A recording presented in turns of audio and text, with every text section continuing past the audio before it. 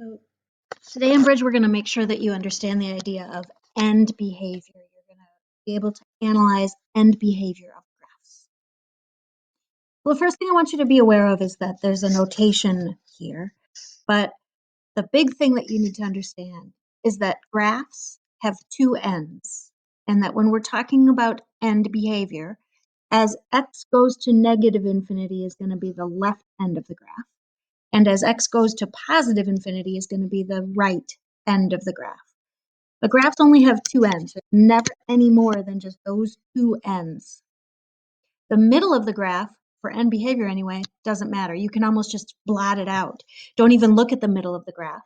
And then ask yourself, as x goes to negative infinity, so on the left end of this graph, what's going on with my function?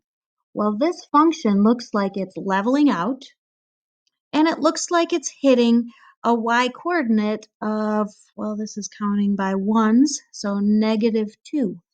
So this function is leveling out at -2. On the left end of this graph, the end behavior of the graph is -2. As I get further and further out, if I go further this way, my y-coordinates are going to look more and more like -2.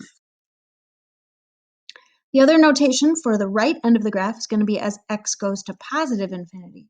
So now we're looking at the right end of the graph, and the right end of this graph looks like it's pointing up towards the sky.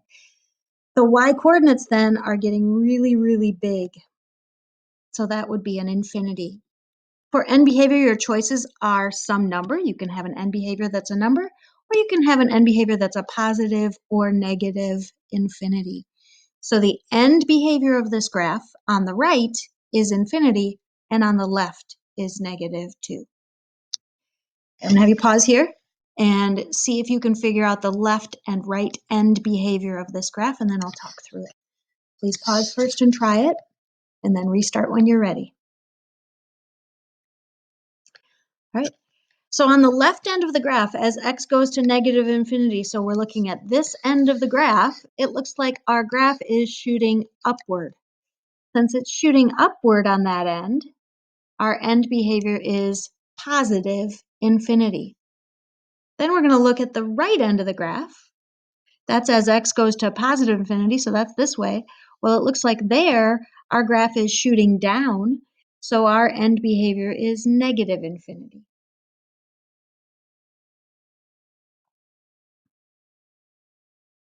Again, we didn't need to pay attention to the middle of the graph. We are only looking at the two ends of the graph.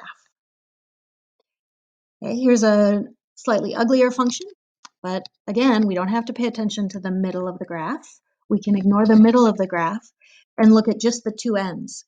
So if I'm looking at the left end of my graph, that graph is pointing down to negative infinity.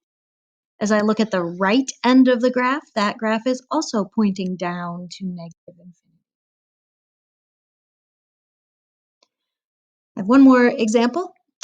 Again, it's messy, but ignore the middle. We don't care about the middle, we care about the two ends. The left end of the graph, this graph is pointing down, so the left end of the graph is negative infinity. The right end of the graph is positive infinity. So those are our end behavior problems. I hope this helps.